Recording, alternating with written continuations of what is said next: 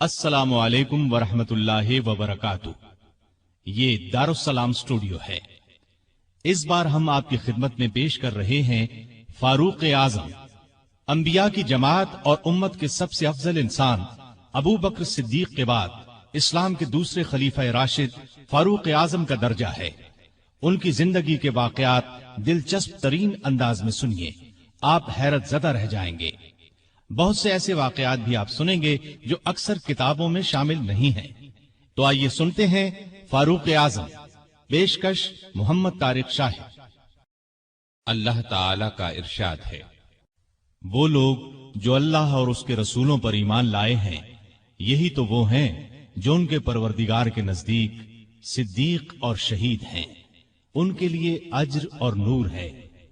رسول اللہ صلی اللہ علیہ وسلم کا ارشاد ہے، اللہ تعالی نے عمر کے دل اور زبان پر حق جاری کر دیا ہے۔ وہ فاروق ہے جس کے ذریعے اللہ تعالی نے حق اور باطل کے درمیان فرق کیا۔ جماعت اصحاب روشن ستارے ہیں، آسمان پر موجود ستاروں کی روشنی کم و بیش ہے۔ یہی مثال صحابہ کرام رضی اللہ عنہم کی ہے، لیکن ہیں سبھی روشن۔ ان میں سب سے نمایاں، سب سے روشن اور سب سے تابناک بہرحال پہلے چار صحابہ رضی اللہ عنہم ہی ہیں۔ یہی پہلے چار اصحاب خلفائے راشدین ہیں۔ عشرہ مبشرہ میں بھی سب سے پہلے انہی کا نام ہے۔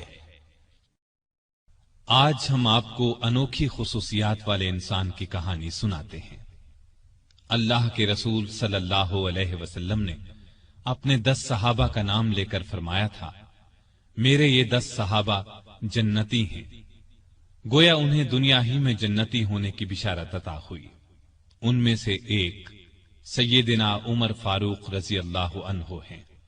انبیاء کی جماعت کے بعد اور مسلمانوں کے پہلے خلیفہ راشد یار غار سیدنا ابو بکر کے بعد اس دنیا میں سب سے زیادہ فضیلت دوسرے خلیفہ راشد سیدنا عمر فاروق ہی کو حاصل ہے۔ نبی صلی اللہ علیہ وسلم نے ان کے بارے میں اس طرح دعا فرمائی تھی، اے اللہ، اسلام کو عمر کے ذریعے سے قوت اور عزت دے۔ ان کے زمانے میں اسلامی حکومت 22 لاکھ مربع میل رقبے تک پھیل گئی۔ بعض موقعوں پر ان کی تائید میں آیات نازل ہوئیں۔ ان کی خلافت کا زمانہ بہترین اسلامی حکومت کا زمانہ تھا۔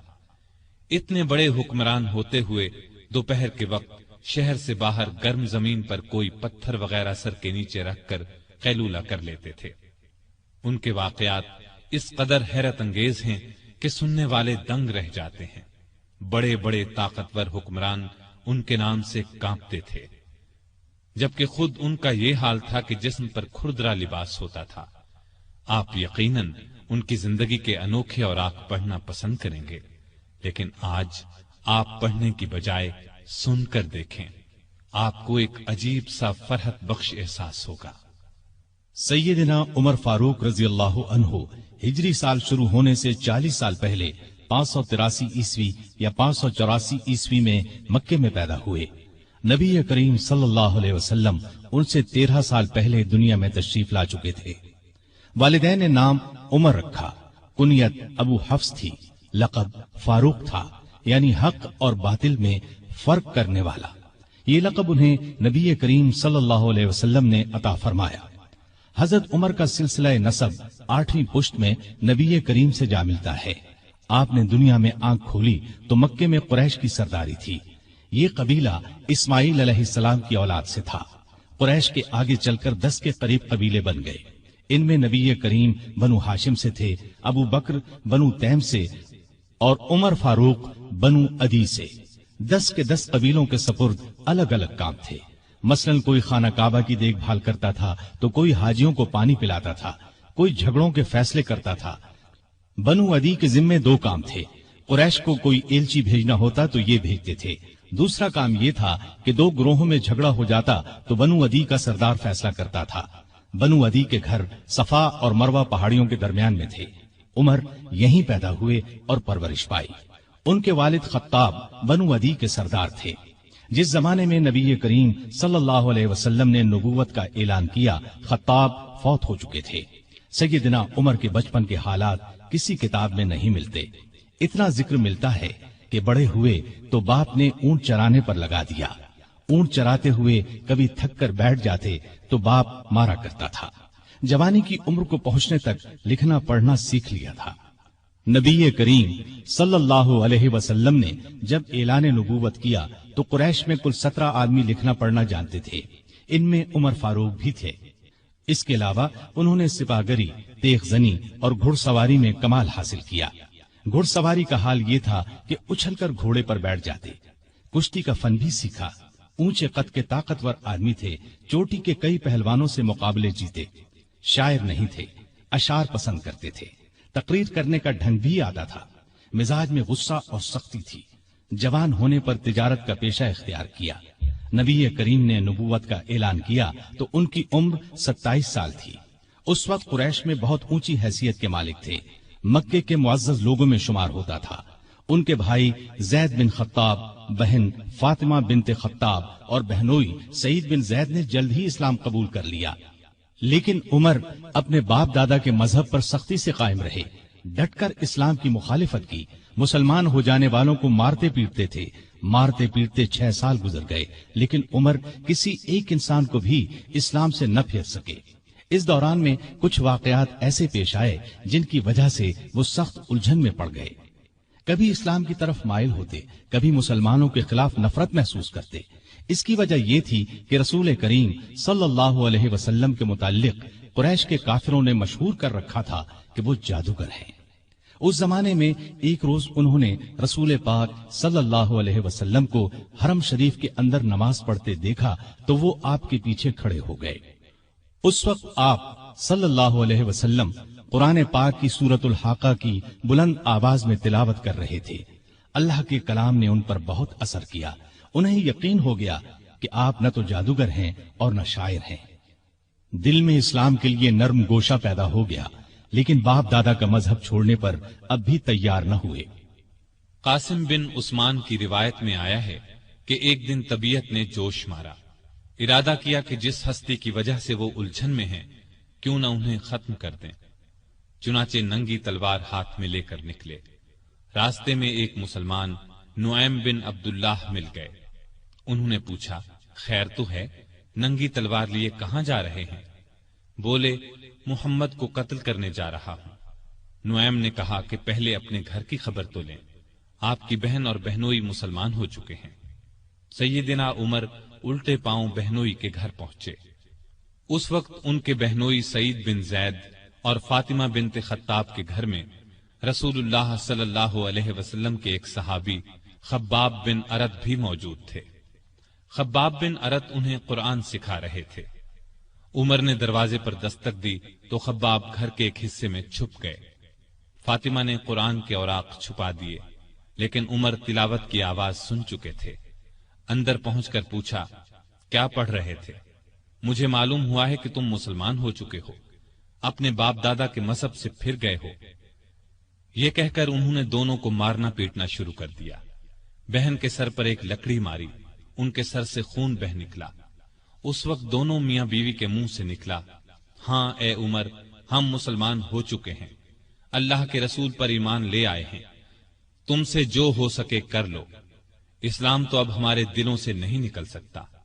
उमर ने बहन का खून देखा और ये अल्फाज सुने तो गुस्सा ठंडा हो गया। बोले, अच्छा, जो तुम पढ़ रहे थे मुझे दिखाओ। बहन ने औराक उन्हें दे दिए। उन पर सूरह ताहा लिखी थी। उन्होंने उसको पढ़ा तो बेइख्तियार पुकार उठे, वाह, कितना उम्दा और आला दर्जे का कलाम है। ये सुनकर खब्बाब बिन अरत भी बाहर निकल आए और बोले, ए उमर, मुझे उम्मीद है अल्लाह ताला ने अपने नबी की दुआ को पूरी करने के लिए आपको चुन लिया है। मैंने कल ही नबी सल्लल्लाहु अलैहि वसल्लम को ये दुआ करते सुना है, इलाही, अबू जहल या उमर बिन खत्ताब के जरिए से इस्लाम को कुव्वत अता कर। बस ए उमर, अल्लाह की तरफ आओ, अल्लाह की तरफ आओ। ये सुनकर सैयदना उमर फारूक ने कहा, मुझे मुहम्मद के पास ले चलो। नबी सल्लल्लाहु अलैहि वसल्लम उस वक्त दारे अरकम में थे। उमर रजी अल्लाह अन्हु خباب بن ارت کے ساتھ کمر سے تلوار لٹکائے وہاں پہنچے۔ دروازے پر دستک دی۔ ایک صحابی نے اندر سے ایک جھری میں سے جھانک کر آپ صلی اللہ علیہ وسلم کو بتایا، باہر عمر تلوار کمر سے لٹکائے کھڑے ہیں، نہ جانے کس ارادے سے آئے ہیں۔ آپ کے چچا سیدنا حمزہ رضی اللہ عنہ بھی اس وقت وہاں موجود تھے۔ یہ بہت بہادر تھے، فوراً بولے انہیں اندر آنے دو، نیک ارادے سے آئے تو ٹھیک، ورنہ انہی کی تلوار سے ان کا سر اڑا دوں گا۔ رسول اللہ صلی اللہ علیہ وسلم نے بھی فرمایا انہیں آنے دو، چنانچہ دروازہ کھول دیا گیا۔ عمر اندر داخل ہوئے۔ آپ صلی اللہ علیہ وسلم اٹھ کر ان کی طرف بڑھے، ان کی چادر کو مٹھی میں دبا کر زور سے کھینچتے ہوئے فرمایا، خطاب کے بیٹے، تم کس ارادے سے آئے ہو؟ سیدنا عمر رضی اللہ عنہ نے عرض کیا، اے اللہ کے رسول، میں اللہ اور اس کے رسول پر ایمان لانے کے لیے حاضر ہوا ہوں۔ اس پر آپ صلی اللہ علیہ وسلم نے زور سے اللہ اکبر فرمایا۔ باقی مسلمانوں نے بھی اللہ اکبر کا نعرہ لگایا۔ اب عمر رضی اللہ عنہ نے کلمہ پڑھا، پھر بولے، اے اللہ کے رسول، کیا ہم حق پر نہیں ہیں؟ آپ نے فرمایا، اس ذات کی قسم جس کے قبضے میں میری جان ہے، تم لوگ حق پر ہو۔ یہ سن کر سیدنا عمر فاروق نے عرض کیا، جب ہم حق پر ہیں اور کافر غلط راستے پر، تو پھر اپنا دین کیوں چھپائیں؟ آپ نے فرمایا، اے عمر، ابھی ہماری تعداد تھوڑی ہے اور تم دیکھ رہے ہو کہ ہم کن حالات سے گزر رہے ہیں۔ سیدنا عمر نے یہ سن کر فرمایا، اس ذات کی قسم جس نے آپ کو نبی بنا کر بھیجا ہے، میں اسلام لانے سے پہلے جن لوگوں میں اٹھتا بیٹھتا تھا، اب مسلمان ہو کر ان کے سامنے جاؤں گا۔ اس پر تمام مسلمان دار ارقم سے 2 صفیں بنا کر نکلے اور کعبے کی طرف روانہ ہوئے۔ ایک صف میں عمر تھے، دوسری میں حمزہ۔ سب نے مسجد حرام میں نماز ادا کی۔ قریش نے یہ دیکھا تو طیش میں آ گئے۔ اس وقت تو کچھ نہ کہا، جب عمر تنہا نظر آئے تو ان پر حملہ کر دیا۔ انہوں نے بھی ڈٹ کر مقابلہ کیا۔ آخر کافر انہیں چھوڑ کر چلے گئے۔ یہ واقعہ نبوت کے 6 سال پیش آیا۔ ایمان لانے کے بعد 6 سال تک مکے میں رہے، پھر دوسرے مسلمانوں کے ساتھ مدینہ کی طرف ہجرت کی۔ ایسے میں کفار کو مخاطب ہو کر فرمایا، میں آج مکے سے جا رہا ہوں، کسی میں ہمت ہے تو مجھے روک کر دکھائے۔ کوئی آگے نہ آیا۔ اس طرح آپ قباء پہنچے۔ پھر نبی کریم صلی اللہ علیہ وسلم اور ابو بکر ہجرت کر کے وہاں تشریف لائے۔ مسجد قباء کی تعمیر کے بعد سب نے مدینے کا رخ کیا۔ ہجرت کے وقت سیدنا عمر فاروق کی عمر 40 سال کے قریب تھی۔ اس کے بعد وہ 23 برس اس دنیا میں رہے۔ یہ سارا زمانہ مدینے میں گزارا، مسجد نبوی کی تعمیر میں حصہ لیا۔ آپ صلی اللہ علیہ وسلم نے مہاجرین اور انصار میں بھائی چارہ کرایا تو اتبان بن مالک کو ان کا بھائی بنایا۔ انہوں نے اپنا نصف مکان انہیں دے دیا۔ عبداللہ بن زید نے خواب میں اذان کے الفاظ سنے۔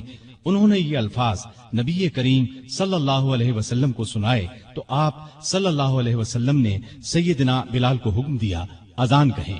جو ہی انہوں نے اذان شروع کی، سیدنا عمر فاروق اپنی چادر گھسیٹتے ہوئے آئے اور بولے، اے اللہ کے رسول صلی اللہ علیہ وسلم، اس ذات کی قسم جس نے آپ کو نبی بنا کر بھیجا ہے، میں نے بھی بالکل یہی الفاظ خواب میں سنے ہیں۔ یہ سن کر آپ بہت خوش ہوئے۔ آج تک اذان انہی الفاظ میں دی جا رہی ہے اور قیامت تک دی جاتی رہے گی۔ ہجرت کے دوسرے سال بدر کی لڑائی پیش آئی۔ سیدنا عمر فاروق بھی اس غزوے میں شریک ہوئے۔ اس غزوے میں انہوں نے ایک نامی بہادر عاص بن ہشام کو قتل کیا۔ یہ رشتے میں ان کا ماموں تھا۔ اگلے سال احد کی لڑائی ہوئی۔ سیدنا عمر اس لڑائی میں بھی شریک ہوئے۔ بدر کی لڑائی میں عمر فاروق کی بیٹی سیدہ حفصہ بیوہ ہو گئی تھی۔ نبی کریم صلی اللہ علیہ وسلم کی خواہش پر سیدنا عمر نے ان کا نکاح آپ سے کر دیا۔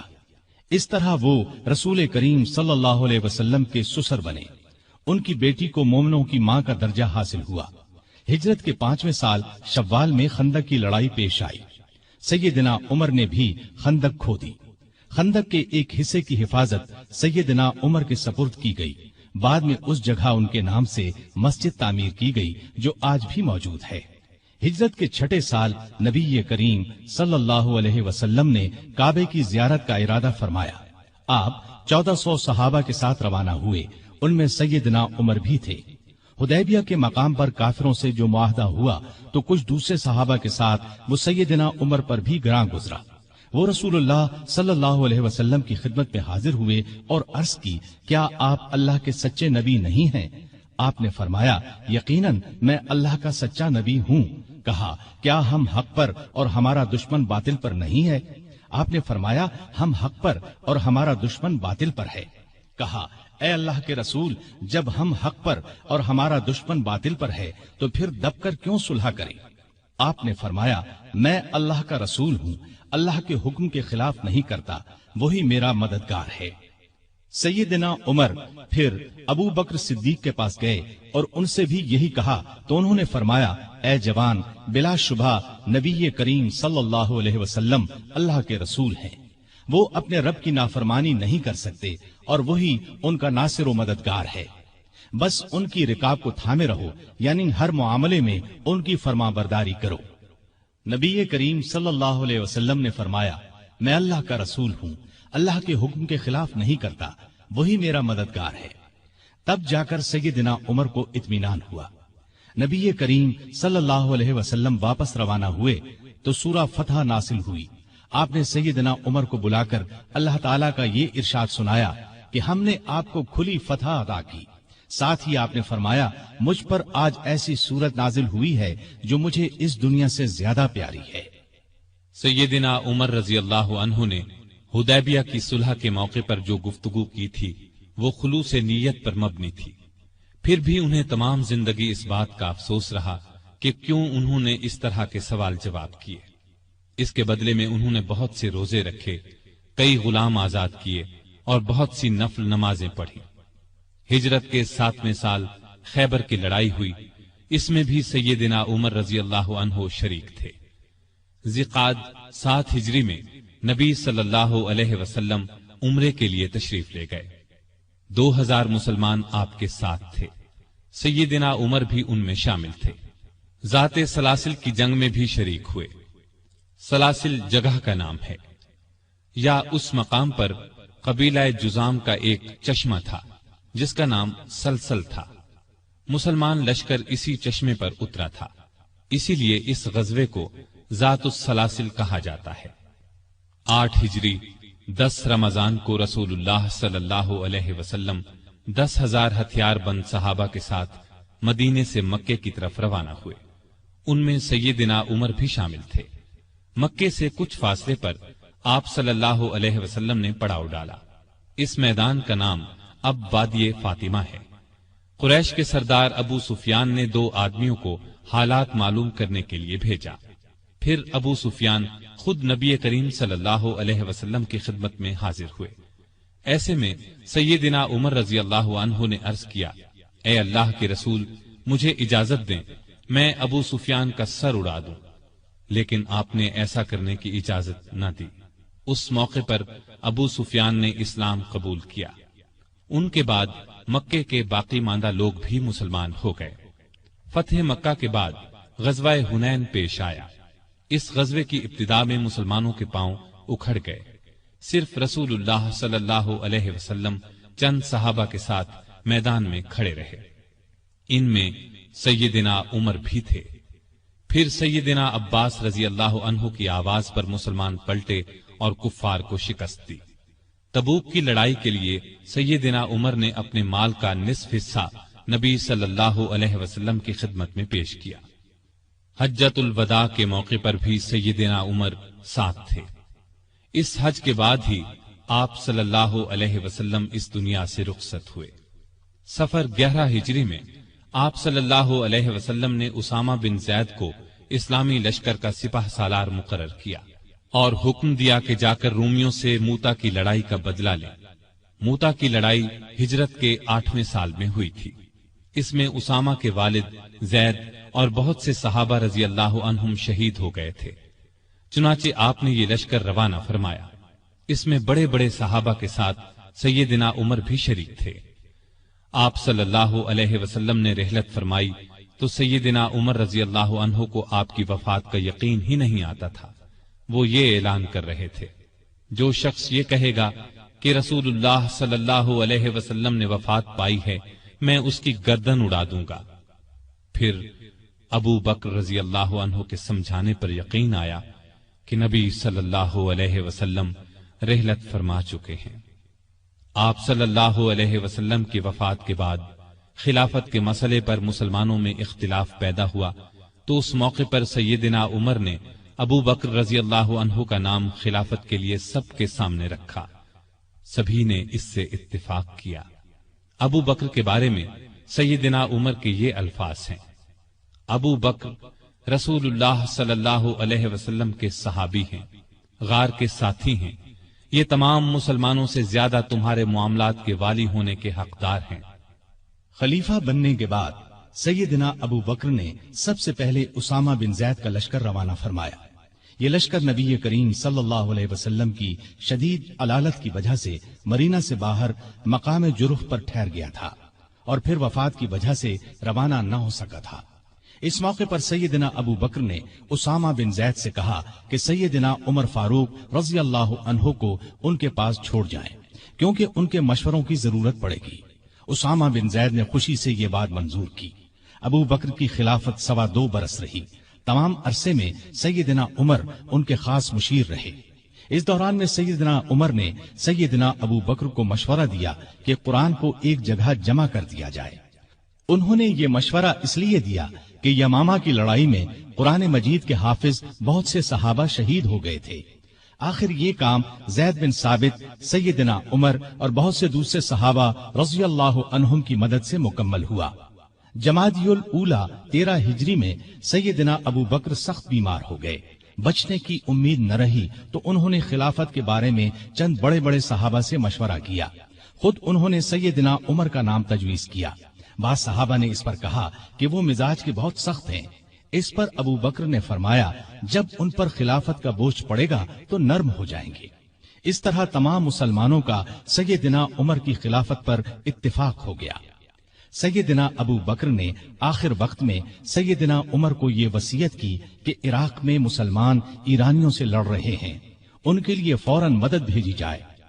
اس وصیت کے بعد 22 جمادی الاخری کو سیدنا ابو بکر نے وفات پائی۔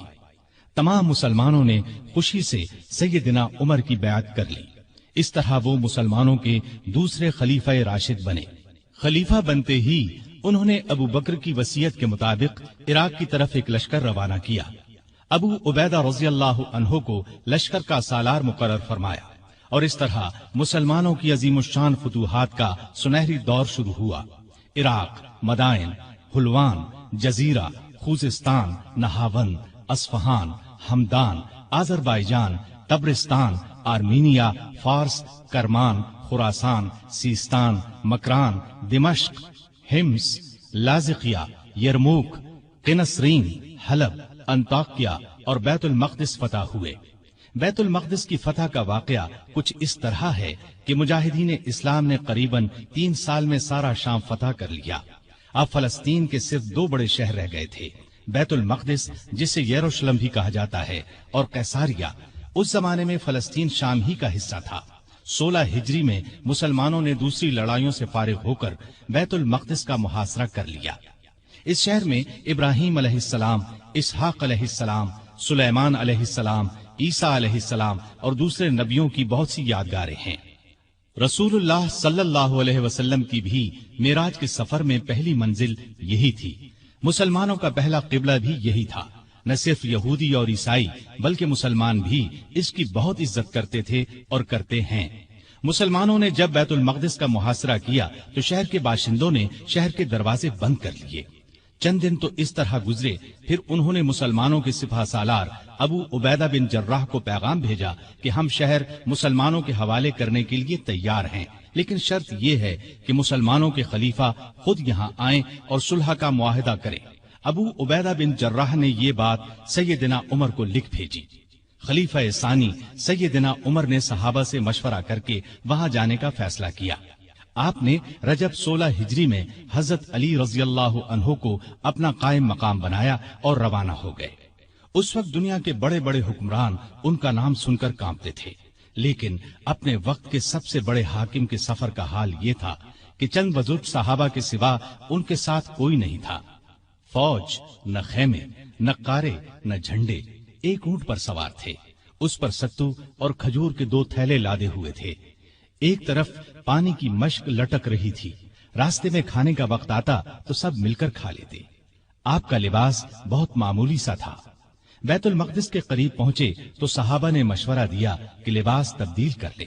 قیمتی پوشاک پیش کی، لیکن آپ نے وہ لباس پہننے سے انکار کر دیا اور فرمایا، اللہ نے ہمیں جو عزت دی ہے وہ اسلام کی وجہ سے ہے اور ہمارے لیے یہی کافی ہے۔ غرض اسی حالت میں شہر میں داخل ہوئے۔ عیسائیوں نے شہر آپ کے حوالے کر دیا۔ مسلمانوں نے وہاں ایک مسجد بنائی، اس کا نام مسجد عمر رکھا۔ یہ آج بھی موجود ہے اور اب تک مسجد عمر کہلاتی ہے۔ 14 ہجری میں مسلمانوں نے ہمس کو فتح کر لیا تھا۔ 17 ہجری کو روم کے بادشاہ ہرقل نے ہمس مسلمانوں سے چھیننے کے لیے سمندر کے راستے فوج بھیجی۔ اس فوج نے ہمس کا محاصرہ کر لیا۔ جزیرے کے لوگوں نے بھی ہرقل کو ایسا کرنے پر اکسایا تھا، چنانچہ جزیرے سے بھی 30,000 فوج آ کر ہرقل کی فوج سے مل گئی۔ سیدنا ابو عبیدہ بن جراح رضی اللہ عنہ نے ان حالات کی اطلاع سیدنا عمر فاروق کو بھیجی تو انہوں نے ان کی مدد کے لیے مزید فوج روانہ کی۔ دوسری طرف سہیل بن عدی کی سرکردگی میں ایک فوج جزیرے کی طرف روانہ کر دی۔ خود بھی مدینے سے چل کر دمشق آ گئے تاکہ نزدیک سے تمام حالات پر نظر رکھ سکیں۔ سہیل بن عدی جزیرے کی طرف بڑھے تو جزیرے سے ہمس کی طرف روانہ ہونے والی فوج کو اپنے گھر کی فکر پڑ گئی۔ وہ ہرقل کی فوج کا ساتھ چھوڑ کر واپس جزیرے چلے گئے۔ ادھر ابو عبیدہ بن جراح نے خالد بن ولید کے مشورے سے شہر سے نکل کر ہرقل کی فوج پر حملہ کر دیا۔ گھمسان کی لڑائی کے بعد رومیوں نے بدترین شکست کھائی۔ 4,000 رومیوں نے اسلام قبول کر لیا، 4,000 مارے گئے اور باقی بھاگ نکلے۔ اس لڑائی کے بعد پھر کبھی ہرقل کو شام پر چڑھائی کی جرأت نہ ہوئی۔ 18 ہجری میں عراق میں طاعون کی وبا پھیلی، اس میں بڑے بڑے صحابہ فوت ہو گئے۔ چند ایک کے نام یہ ہیں: ابو عبیدہ بن جراح جو مسلمانوں کی فوج کے سپہ سالار بھی تھے، معاذ بن جبل رضی اللہ عنہ، یزید بن ابی سفیان رضی اللہ عنہ، شرحبیل بن حسنہ رضی اللہ عنہ اور کئی بڑے بڑے صحابہ اس وبا میں فوت ہوئے۔ دور فاروقی میں عرب میں قحط پڑا، ایسے میں سیدنا عمر نے رعایا کی خبرگیری میں دن رات ایک کر دیا۔ انسانوں کے لیے خوراک تھی نہ جانوروں کے لیے۔ سیدنا عمر کو انسانوں اور جانوروں کی یہ بدحالی دیکھ کر بہت صدمہ ہوا۔ انہوں نے بیت المال میں جتنا غلہ تھا سب مسلمانوں میں تقسیم کر دیا، جو نقدی تھی وہ بھی مسلمانوں میں تقسیم کر دی۔ تمام صوبوں کے حاکموں کو خط لکھے کہ فوراً زیادہ سے زیادہ غلہ روانہ کرو۔ چنانچہ ابو عبیدہ بن جراح نے شام کے علاقے سے 4,000 اونٹ غلے سے لدے ہوئے بھیجے۔ عمرو بن عاص نے مصر سے سمندر کے راستے بحری جہاز روانہ کیے، ان میں ہر جہاز پر 6,000 من غلہ لدا ہوا تھا۔ جب یہ جہاز مدینے کی قریبی بندرگاہ پر پہنچے تو سیدنا عمر خود انہیں دیکھنے کے لیے بندرگاہ پہنچے۔ غلے کو حفاظت سے رکھنے کے لیے بندرگاہ میں 2 بڑے بڑے مکان بنوائے، دوسرے صوبوں سے بھی بہت سا غلہ پہنچ گیا۔ غلے کی تقسیم کا یہ انتظام کیا کہ بہت سے رجسٹر بنوائے، ان میں قحط کا شکار ہونے والوں کے نام درج کیے گئے، ہر ایک نام کے ساتھ ان کی ضرورت کے مطابق غلے کی مقدار لکھی گئی، پھر ہر شخص کو پرچی دی گئی، اس پر سیدنا عمر کی مہر ہوتی تھی، اس پرچی کے مطابق انہیں روزانہ غلہ دیا جاتا۔ اس کے علاوہ سیدنا عمر ہر روز 20 اونٹ اپنے سامنے ذبح کرواتے اور ان کا گوشت پکوا کر لوگوں کو کھانا کھلاتے۔ اس طرح ہزاروں آدمی روزانہ سیدنا عمر رضی اللہ عنہ کے دسترخوان پر کھانا کھاتے۔ غلے کے علاوہ لوگوں میں کپڑے اور کھجوریں بھی تقسیم کی جاتی، اور خود اپنا یہ حال تھا کہ اس زمانے میں گوشت، دودھ اور گھی کھانا بالکل چھوڑ دیا تھا، اکثر بھوکے رہتے یا عام لوگوں کے ساتھ خود بھی کھاتے۔ اس طرح اس کا اثر آپ کے جسم پر پڑا، لوگ انہیں دیکھتے اور کہتے اگر قحط دور نہ ہوا تو رعایا کا غم انہیں مار ڈالے گا۔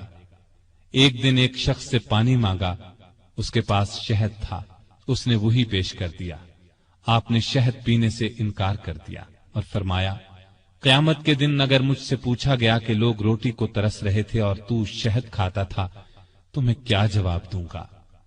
ऐसा भी हुआ कि घी का बर्तन और आटे की बोरी उठवाते और जहां कहीं भूखों का मजमा नजर आता, अपने खादिम की मदद से खाना तैयार करवाते और उन्हें खिलाते। देहातों में जाते, वहां ऊंट ज़िबह करते, गोश्त, आटा और कपड़े लोगों में तकसीम करते। कहत के दिनों में सख्त बेचैन रहते और दुआ करते थे, ऐ अल्लाह, मेरे अमलों की वजह से मुहम्मद सल्लल्लाहु अलैहि वसल्लम की उम्मत को तबाह न कर। लोगों का ख्याल इस कदर था कि फरमाया करते थे, अगर दरियाए फुरात के किनारे एक कुत्ता भी भूखा मर गया तो अल्लाह के सामने मुझे उसका जवाब देना होगा। वो खुद और लोग रो रो कर बारिश की दुआएं करते थे।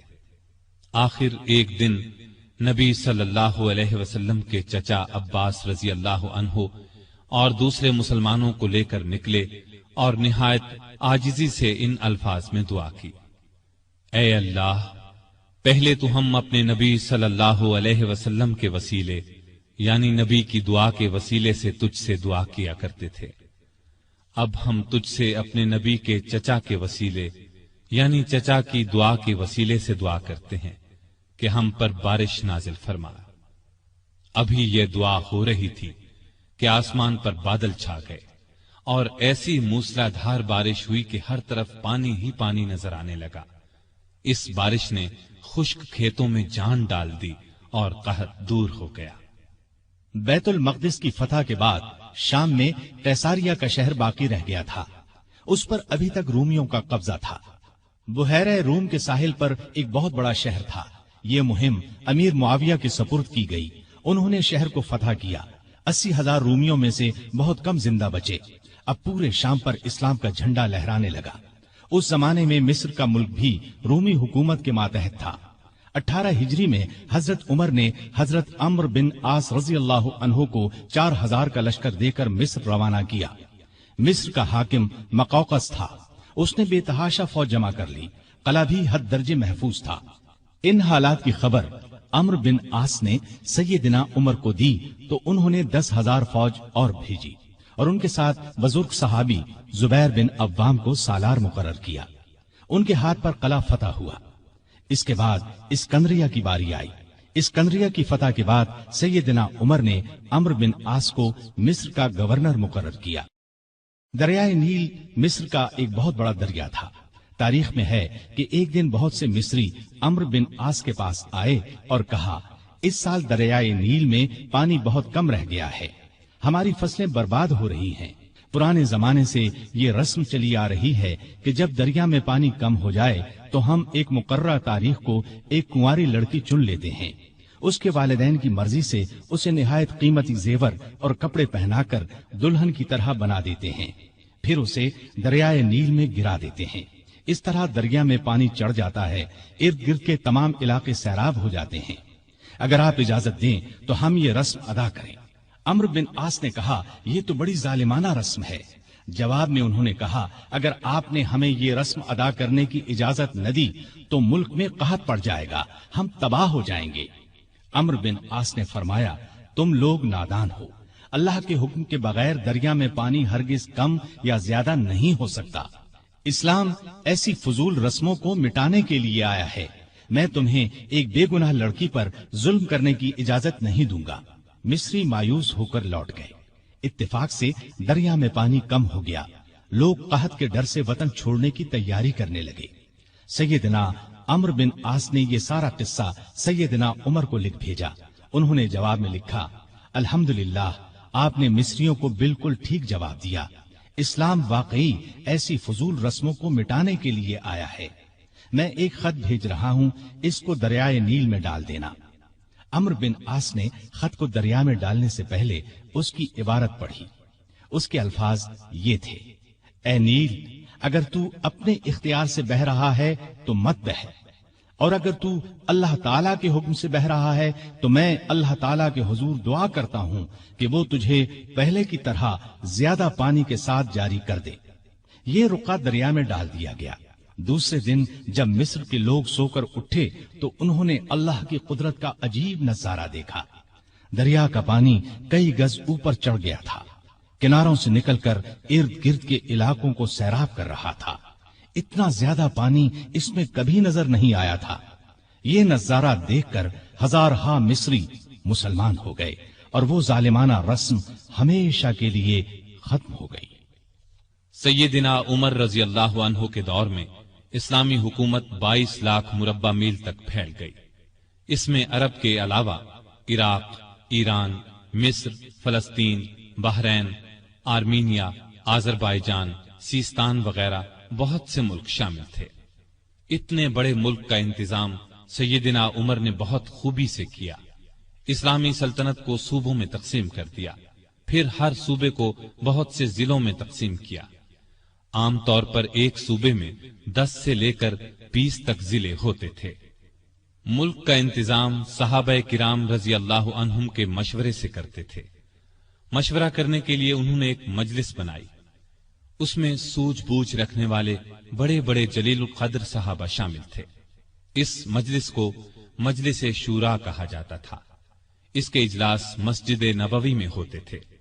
हर सूबे का एक गवर्नर मुकर्रर किया जाता था। खुद बिल्कुल सादा जिंदगी बसर करते थे।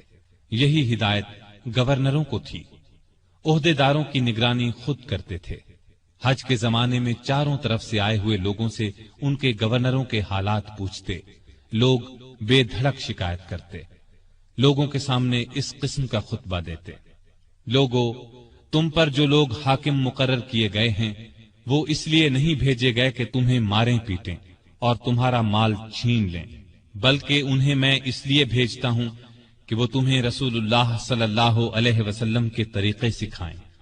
अगर किसी ने इसके खिलाफ किया है तो मुझसे बयान करो ताकि मैं उसका बदला लूं। लोगों को आम इजाजत थी कि वो किसी वक्त भी अपनी शिकायत पेश कर सकते थे। एक मर्तबा मिस्र के एक गरीब शख्स ने शिकायत की कि गवर्नर के बेटे ने बिला वजह उसे पीटा है। आपने बाप बेटे को बुलवा लिया।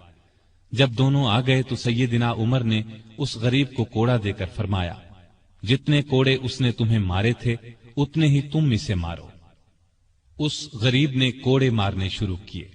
जब तादाद पूरी हो गई तो उमर ने फरमाया, अब 2-4 कोड़े गवर्नर को भी मारो।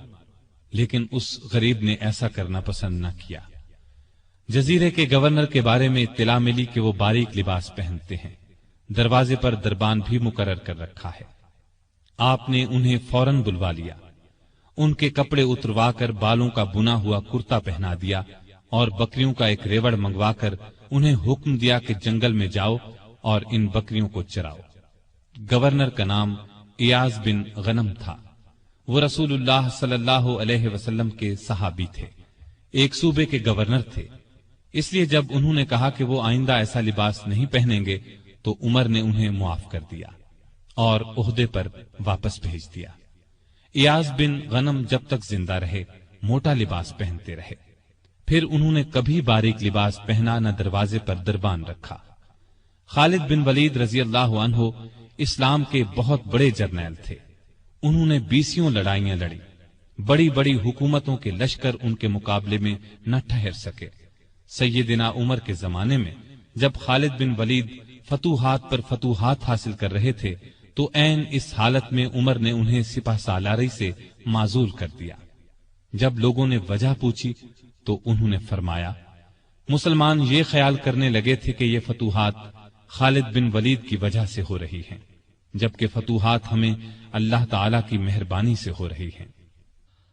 आपके जमाने में चूंकि इस्लामी हुकूमत बहुत फैल गई थी, लगातार फतूहात की वजह से माले गनीमत भी बहुत ज्यादा आने लगा था। इसलिए आपने 15 हिजरी में बैतुल माल कायम कर दिया। उसमें ज़कात, खिराज, जिजिया, माले गनीमत वगैरह जमा होता था और मुसलमानों में तकसीम किया जाता था। यतीमों, गरीबों और बेवाओं को उसमें से वजीफे दिए जाते थे। जरूरतमंदों को कर्ज भी दिया जाता था। जंगी जरूरियात पर भी खर्च किया जाता था। आमदनी और खर्च के मामले में हद दर्जा एहतियात करते थे।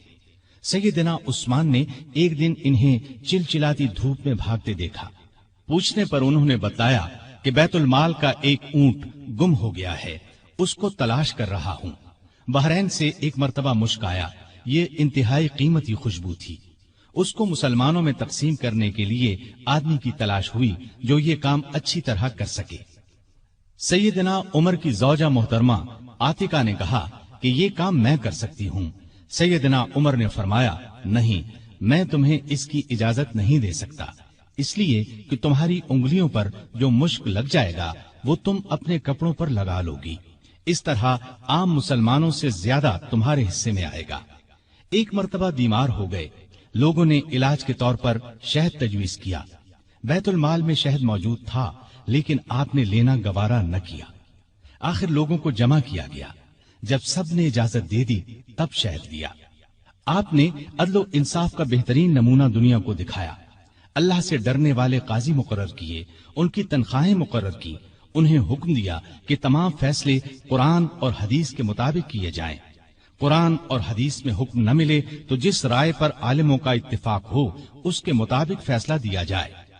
انہوں نے کوفہ میں شریح کو قاضی مقرر کیا، ان کے فیصلے بہت مشہور ہوئے۔ امیر المومنین کے خلاف بھی فیصلے دے دیتے تھے۔ سیدنا علی نے بھی انہیں اپنے دور میں قاضی کے عہدے پر قائم رکھا۔ قبیلہ غسان کے بادشاہ جبلہ نے اسلام قبول کر لیا۔ وہ حج کرنے کے لیے آیا، اس کی چادر پر ایک غریب بدو کا پاؤں آ گیا۔ اس نے بدو کو زور سے تھپڑ دے مارا، بدو کی ناک کی ہڈی ٹوٹ گئی۔ وہ سیدنا عمر کی خدمت میں حاضر ہو گیا، انصاف کا طلبگار ہوا۔ سیدنا عمر نے جبلہ کو بلا بھیجا، وہ حاضر ہوا تو آپ نے اسے کہا، تم نے اس غریب مسلمان سے زیادتی کی ہے، لہذا بدلہ دو۔ یہ غریب تمہیں اس جگہ تھپڑ مارے گا جس جگہ اس کے منہ پر تھپڑ لگا ہے۔ ہاں، اگر تم اس سے معافی مانگ لو اور یہ معاف کر دے تو اور بات ہے۔ جبلہ نے کہا، مجھے ایک دن کی مہلت دی جائے تاکہ میں غور کر سکوں۔ جبلہ کو ایک دن کی مہلت مل گئی۔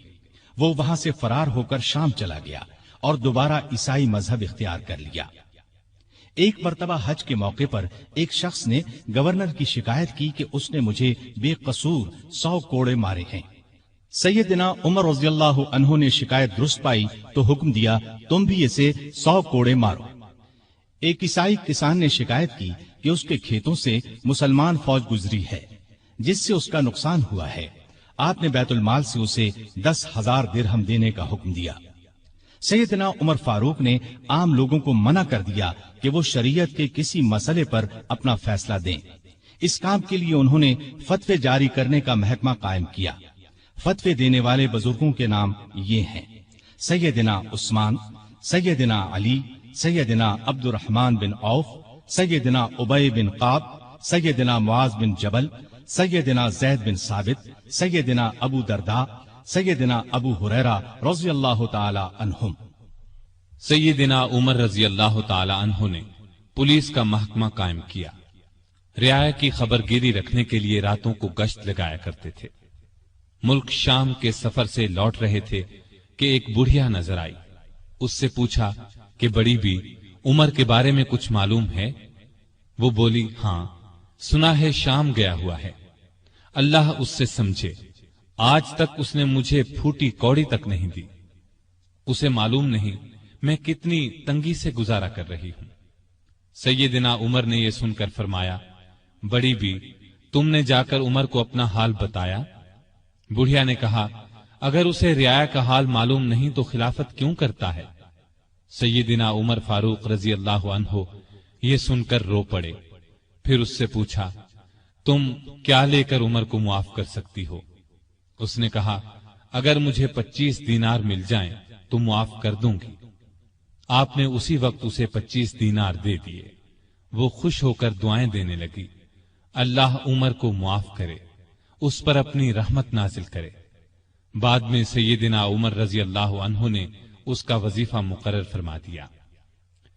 ایک رات گشت کے دوران میں چند بچوں کے رونے کی آواز سنی۔ معلوم ہوا کہ بچے بھوکے ہیں اور ماں نے انہیں بہلانے کے لیے ہانڈی میں صرف پانی ڈال کر آگ جلا رکھی ہے۔ آپ اسی وقت خادم اسلم کے ساتھ بیت المال گئے، آٹا، گوشت، گھی اور کھجوریں نکال کر خادم سے فرمایا، یہ تمام چیزیں میری کمر پر رکھ دو۔ اسلم نے عرض کیا، آپ کیوں تکلیف کرتے ہیں، میں اٹھا لیتا ہوں۔ آپ نے فرمایا نہیں، قیامت کے دن میرا بوجھ تم نہیں اٹھاؤ گے۔ پھر سب چیزیں اپنی کمر پر لاد کر لائے، خود کھانا تیار کیا، خود چولہا پھونکا، کھانا تیار ہونے پر اپنے سامنے بچوں کو کھلایا۔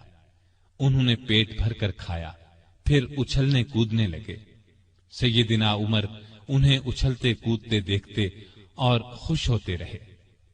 عورت نے ان سے کہا، اللہ تمہیں نیک بدلہ دے، امیر المؤمنین بننے کے لائق تو تم ہو، نہ کہ سیدنا عمر۔ سیدنا عمر فاروق رضی اللہ عنہ یہ سن کر مسکرائے، پھر واپس مدینہ آئے اور اس عورت کا وظیفہ مقرر کر دیا۔ ایک روز شام کے وقت مدینے کے باہر ایک قافلہ اترا۔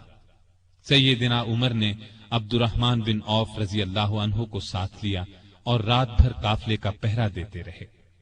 ایک قافلے میں ایک ننھے بچے کو روتے دیکھا تو اس کی ماں پر ناراض ہوئے کہ بچے کو دودھ کیوں نہیں پلاتی۔ وہ آپ کو پہچانتی نہیں تھی۔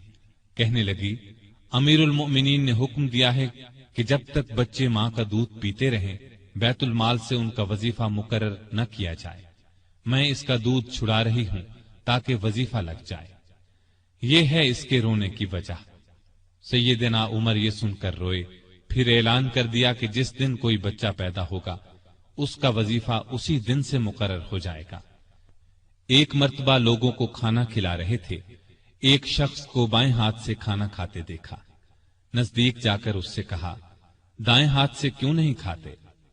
اس نے کہا، میرا دایاں ہاتھ موتا کی لڑائی میں کٹ گیا تھا۔ یہ سن کر سیدنا عمر رونے لگے، اس کے پاس بیٹھ گئے اور بولے، افسوس، تمہیں وضو کون کراتا ہوگا؟ پھر اس کی خدمت کے لیے ایک خادم دیا اور ضرورت کی چیزیں اس کے گھر بھجوائیں۔ ایک رات گشت کے دوران میں ایک عورت کی آواز سنی۔ وہ اپنی بچی سے کہہ رہی تھی، دودھ میں پانی ملا دے۔ بیٹی نے یہ سن کر کہا، ماں، امیر المؤمنین کا حکم ہے کوئی دودھ میں پانی نہ ملائے۔ ماں نے یہ سن کر کہا، باتیں نہ بنا، پانی ملا۔ امیر المؤمنین کون سا دیکھ رہے ہیں؟ لڑکی نے کہا، امیر المؤمنین تو نہیں دیکھ رہے، مگر اللہ تو دیکھ رہا ہے۔ سیدنا عمر نے ماں بیٹی کی یہ گفتگو سنی تو اپنے خادم سے کہا، اس گھر کو اچھی طرح پہچان لو۔ دوسرے دن ان کے بارے میں پتہ کروایا۔ انہیں لڑکی کی ایمانداری اس قدر پسند آئی کہ اپنے بیٹے عاصم کے لیے رشتہ مانگ لیا۔ اس طرح یہ شادی ہوئی۔ بنو امیہ کے عمر بن عبدالعزیز رحمت اللہ علیہ اسی خاتون کے نواسے تھے۔ انہیں عدل و انصاف، سادگی، پرہیزگاری کی وجہ سے دوسرا عمر کہا جاتا ہے۔ ان کا دور بہترین دور ہوا۔ مدینے کی ایک بے سہارا اندھی عورت کے گھر کی صفائی امیر المومنین خود کیا کرتے تھے۔ رسول اللہ صلی اللہ علیہ وسلم کے ایک صحابی سعید بن یربوک کی آخری عمر میں بینائی جاتی رہی۔ ان کے لیے ایک خادم مقرر کیا جو انہیں مسجد تک لاتا تھا۔ راستہ چلتے ایک عورت نے سیدنا عمر فاروق کو روک لیا اور کہا، میں رسول اللہ صلی اللہ علیہ وسلم کے صحابی خفاف بن ایما کی بیٹی ہوں۔ شوہر فوت ہو گیا ہے، چھوٹے چھوٹے بچے ہیں، کوئی زمین بھی نہیں ہے۔ بچوں کو گھر میں چھوڑ کر محنت مزدوری بھی نہیں کر سکتی کہ بچوں کو کوئی نقصان نہ پہنچ جائے۔ حضرت عمر نے اس کی پوری بات توجہ سے سنی اور فرمایا، تم تھوڑی دیر یہیں ٹھہرو۔ یہ کہہ کر گھر گئے۔ واپس لوٹے، ایک موٹے تازے اونٹ پر بہت سا سامان لدا ہوا ساتھ لائے۔ اس پر کپڑے اور نقد رقم بھی تھی۔ اس عورت سے فرمایا، یہ اونٹ لے جاؤ، جب ختم ہو جائے تو بتا دینا۔ جہاد پر جانے والے مسلمانوں کے گھر والوں کا بہت خیال رکھتے تھے۔ ان کے گھروں میں جا کر ان کی عورتوں سے کہتے، تمہیں بازار سے کچھ منگوانا ہو تو میں لا دیتا ہوں۔ بیوہ عورتوں کا پانی بھر دیتے۔ مجاہدین کے خط آتے تو یہ خط خود ان کے گھروں میں پہنچاتے، ان سے جواب لے کر مجاہدین کو بھجواتے۔ بیت المال سے حاجت مندوں کو دیتے۔ راستوں میں چوکیاں بنوائیں تاکہ رستے محفوظ ہو جائیں۔ شہروں میں مہمان خانے بنوائے۔ ملک میں جگہ جگہ نہریں کھدوائیں جن سے آپاشی آسان ہو گئی۔ سڑکیں اور پل بنوائے، نئے شہر بسائے، قریباً 4000 مسجدیں تعمیر کروائیں، حرم کعبہ کو وسیع کروایا، مسجد नबवी को वसी करवाया, मर्दम शुमारी का निजाम राइज किया, सिक्का जारी किया, सने हिजरी कायम किया, जंगों का सिलसिला बढ़ा तो फौजी निजाम कायम किया, फौजियों की तनख्वाहें मुकर्रर की, मुजाहिदीन के बीवी बच्चों और गुलामों के लिए वजीफे मुकर्रर किए, फौज को 2 हिस्सों में तकसीम किया, एक बाकायदा फौज जो हमेशा महाजों पर रहती थी, दूसरी रजाकार फौज। ये लोग उमूमन घरों में रहते थे, जरूरत पड़ने पर उन्हें महाज पर भेजा जाता। उनकी तनख्वाहें बाकायदा फौज से कम थीं। मुल्क में जगह जगह फौजी छावनियां कायम की, छावनियों के साथ अस्तबल तामीर करवाए, उनमें 4-4 हजार घोड़े तैयार रहते थे, ऊंट भी मौजूद रहते। फौज के साथ खजांची, तबीब, जर्राह, गनीमत के माल का हिसाब रखने वाले, दूसरी जुबानें जानने वाले और दुश्मन की जासूसी करने वाले भी रहते थे। फौज की तालीम का भी इंतजाम किया। फौज को ये हिदायत थी कि दुश्मन से जो अहद करो उसको पूरा करो, बच्चों, औरतों, बूढ़ों और राहिबों को कत्ल न करो, माले गनीमत में खियानत न करो, आबादियों को वीरान न करो, फलदार दरख्तों को न काटो, जो लोग जंग में कैदी बना लिए जाएं उन्हें उनके करीबी रिश्तेदारों से जुदा न करो, लड़ाई में मारे जाने वालों के हाथ पांव, नाक कान न काटो। कुरान और हदीस की तालीम आम कर दी। सैयदना उमर खुद बहुत बड़े फकीह थे। उन्होंने तमाम इलाकों में फकीह मुकर्रर किए, लोग उनसे दीनी मसाइल पूछते थे। उनके जमाने में इस्लाम की बहुत इशाअत हुई। गैर मुस्लिमों से अच्छे सलूक की वजह से भी इस्लाम बहुत तेजी से फैला। इंसाफ का दामन किसी कीमत पर नहीं छोड़ते थे। शाम में मुसलमानों को मस्जिद बनाने के लिए एक जमीन की जरूरत पेश आई। जमीन एक यहूदी की थी। मुसलमानों ने जमीन उससे खरीदना चाही, लेकिन यहूदी ने इनकार कर दिया। मुसलमानों ने जबरदस्ती जमीन पर कब्जा करके मस्जिद बना ली। यहूदी ने सैयदना उमर से शिकायत की। सैयदना उमर फारूक ने हुक्म दिया कि मस्जिद नाजायज तरीके से बनाई गई है, इस्लाम इसकी इजाजत नहीं देता, मस्जिद को गिराकर जमीन यहूदी को दे दी जाए। चुनाचे जमीन यहूदी को वापस दे दी गई। उसने उस जगह अपना मकान बना लिया। सैयदना उमर फारूक रज़ियल्लाहु अन्हु दुआ किया करते थे कि ए अल्लाह, मुझे अपनी राह में शहादत नसीब फरमा, मुझे अपने रसूल के शहर में मौत दे। खिलाफत के 11वें साल अल्लाह ताला ने उनकी ये दोनों दुआएं पूरी कर दी। जिलहज 23 हिजरी में हज के लिए मक्का गए। आप जब हजर अस्वद को बोसा देते तो कहते थे, ए हजर अस्वद, मैं जानता हूं कि तू एक पत्थर है, तू न नफा दे सकता है और न नुकसान। अगर मैंने रसूलुल्लाह सल्लल्लाहु अलैहि वसल्लम को तेरा बोसा लेते हुए न देखा होता तो मैं तेरा बोसा न लेता। ये सैयदना उमर की तौहीद का कमाल नमूना है। हज से फारिग होकर उस महीने की आखिरी तारीखों में वापस लौटे। जुमे के दिन मस्जिद में खुतबा दिया जो बहुत तवील था। इसमें लोगों को बहुत नसीहतें की। इस खुतबे में आपने एक ख्वाब का जिक्र किया और फरमाया, मैं समझता हूं मेरी मौत का वक्त आ पहुंचा है। इसके साथ ही खिलाफत के बारे में कुछ ऐसी बातें बयान की जिनसे मालूम होता था कि आइंदा होने वाले खलीफा के बारे में परेशान हैं। मदीने में मुगीरा बिन शोबा का एक गुलाम था। ये ईरानी था, अच्छा कारीगर था। उसका नाम अबू लुअलो फैरोज था। एक दिन सैयदना उमर से शिकायत की कि मैं दिन भर काम करके जो कुछ कमाता हूं, मेरा आका उसमें से बहुत ज्यादा रकम ले लेता है, इसमें कमी करा दें। सैयदना उमर ने पूछा, तुम कौन सा काम जानते हो? उसने कहा, मैं लुहार भी हूं, बढ़ई भी हूं और बेल बूटे भी बनाना जानता हूं। सैयदना उमर ने दरियाफ्त किया, तुम्हारा आका तुमसे रोजाना कितनी रकम लेता है? उसने कहा, 2 दिरहम रोजाना। इस पर सैयदना उमर ने फरमाया, तुम जो काम जानते हो उसके मुकाबले में तो ये रकम ज्यादा मालूम नहीं होती। इस पर अबू लुअलो नाराज होकर चला गया। अगले दिन अबू लुअलो फज्र की नमाज से पहले मस्जिद में छुप कर बैठ गया। सैयदना उमर लोगों को नमाज पढ़ाने लगे तो उसने कोने से निकलकर 2 धारी खंजर से अमीरुल मोमिनीन पर 6 वार किए और फिर सफों में खड़े मुसलमानों को जख्मी करता बाहर भागा, लेकिन मुसलमानों ने पकड़ लिया। اس پر اس نے وہی خنجر اپنے پیٹ میں جھونک لیا اور مر گیا۔ ادھر امیر المؤمنین شدید زخمی ہو گئے۔ انہوں نے عبد الرحمن بن عوف رضی اللہ عنہ کا ہاتھ پکڑ کر اپنی جگہ کھڑا کر دیا، خود زمین پر گر پڑے۔ لوگوں نے نماز سے فارغ ہو کر دیکھا، جن مسلمانوں کو ابو لؤلؤ نے زخمی کیا تھا ان میں سے 7 دم توڑ چکے تھے، باقی بہت زیادہ زخمی نہیں ہوئے تھے۔ البتہ سیدنا عمر کی حالت نازک تھی۔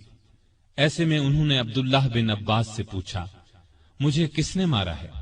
انہوں نے بتایا، مغیرہ بن شعبہ کے غلام ابو لؤلؤ نے۔ یہ سن کر فرمایا، اللہ کا شکر ہے، میری موت کسی ایسے شخص کے ہاتھ سے نہیں ہوئی جو اسلام کا دعویٰ کرتا ہو۔ لوگ انہیں اٹھا کر گھر لائے، دودھ پلایا گیا تو وہ زخموں کے راستے باہر آ گیا۔ اب سب کو یقین ہو گیا کہ امیر المؤمنین کا آخری وقت آ پہنچا ہے۔ لوگ غم سے نڈھال ہو گئے، ان سے ملنے کے لیے آنے لگے۔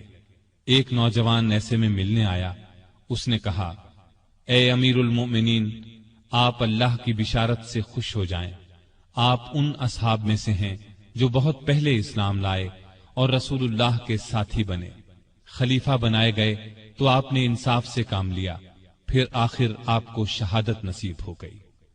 یہ سن کر سیدنا عمر نے فرمایا، اے بھتیجے، اللہ کرے یہ چیزیں میرے گناہوں کے برابر برابر ہی ہو جائیں، مجھے کوئی عذاب ہو نہ ثواب۔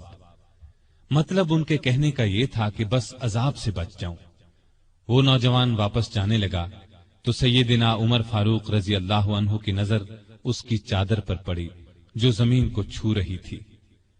اس نازک حالت میں بھی انہیں شریعت کا اس قدر پاس تھا کہ فرمایا، اس نوجوان کو واپس بلاؤ۔ اسے واپس ان کے سامنے لایا گیا تو فرمایا، اے بھتیجے، اپنا تہبند اونچا باندھو، اس سے کپڑا بھی صاف رہے گا اور تمہارے رب کے نزدیک یہ پرہیزگاری کی بات بھی ہے۔ سیدنا ابن عباس رضی اللہ عنہ نے ان کا مرتبہ اور نیکیاں بیان کی تو فرمایا، اللہ کی قسم، اگر میرے پاس دنیا بھر کا سونا ہوتا تو اس سے پہلے کہ میں اللہ کے عذاب کو دیکھوں میں اسے اللہ کی راہ میں دے دیتا، یعنی عذاب کے خوف سے سارا سونا خیرات کر دیتا۔ اس کے بعد اپنے بیٹے عبداللہ کو بلایا، ان سے پوچھا کہ مجھ پر کتنا قرض ہے۔ انہوں نے حساب لگا کر بتایا، 86,000 درہم۔ اس پر انہیں کچھ ہدایات دی۔ آخر میں فرمایا، اس قرض کو میری طرف سے ادا کر دینا۔ اس کے بعد فرمایا، ام المومنین عائشہ صدیقہ رضی اللہ تعالی عنہا کے پاس جاؤ اور کہو، عمر بن خطاب آپ کو سلام کہتا ہے اور اپنے 2 ساتھیوں یعنی نبی کریم صلی اللہ علیہ وسلم اور ابو بکر کے ساتھ دفن ہونے کی اجازت چاہتا ہے۔ عبداللہ بن عمر عائشہ صدیقہ کی خدمت میں حاضر ہوئے۔ وہ اس وقت سیدنا عمر کے صدمے میں رو رہی تھی۔ ان کا پیغام سن کر فرمایا، یہ جگہ میں نے اپنی قبر کے لیے رکھی تھی، لیکن اپنے آپ پر عمر کو ترجیح دیتی ہوں۔ سیدنا عبداللہ یہ جواب سن کر واپس آئے اور سیدنا عمر کو ان کا جواب بتایا۔ آپ نے اللہ کا شکر ادا کیا، پھر فرمایا، میں مر جاؤں تو میرا جنازہ اٹھا کر وہاں لے جانا اور انہیں سلام کر کے ایک بار پھر عرض کرنا، عمر بن خطاب اجازت طلب کرتا ہے، اگر اجازت دے دیں تو مجھے اندر لے جا کر دفن کر دینا، اور اگر انکار کر دیں تو عام مسلمانوں کے قبرستان میں دفن کر دینا۔ حالت جب زیادہ نازک ہو گئی تو فرمایا، خلافت کا حقدار عثمان، علی، زبیر، عبد الرحمن بن عوف اور سعد بن ابی وقاص رضی اللہ عنہم سے زیادہ کسی کو نہیں سمجھتا۔ رسول اللہ صلی اللہ علیہ وسلم بھی وفات تک ان سے خوش تھے۔ ان میں سے جسے خلیفہ چن لیا جائے اس کی اطاعت کرنا۔ پھر اپنے بعد ہونے والے خلیفہ کو وصیت کی کہ مہاجرین اور انصار سے اچھا سلوک کرنا، جو لوگ ہماری پناہ میں آ گئے ان کی جانوں اور مالوں کی حفاظت کرنا، ان سے کیے ہوئے ہر عہد کو پورا کرنا۔ آپ 27 ذی الحج 23 ہجری کو زخمی ہوئے۔ 3 دن بعد 1 محرم 24 ہجری کو وفات پائی اور شہادت کے درجے پر فائز ہوئے۔ اس وقت عمر 63 سال تھی۔ جنازہ چارپائی پر رکھا گیا تو چاروں طرف لوگ جمع ہو گئے۔ سیدنا علی رضی اللہ عنہ آئے تو فرمایا، اللہ آپ پر رحم فرمائے، آپ نے کوئی ایسا شخص نہیں چھوڑا کہ اللہ کے سامنے جانے کے لیے مجھے اس کے عمل آپ کے عمل سے زیادہ پسند ہو۔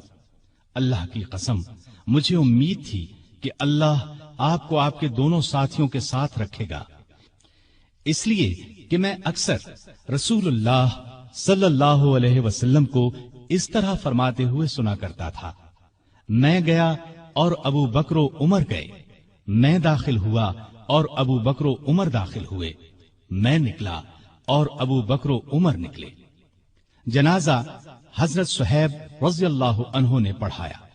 حضرت علی، عثمان، سعد بن ابی وقاص اور عبد الرحمن بن عوف رضی اللہ عنہم نے قبر میں میت کو اتارا اور اسلام کے اس بہت بڑے فرزند کو ہمیشہ کے لیے رسول اللہ صلی اللہ علیہ وسلم اور سیدنا ابو بکر رضی اللہ عنہ کا ساتھ نصیب ہو گیا ہے۔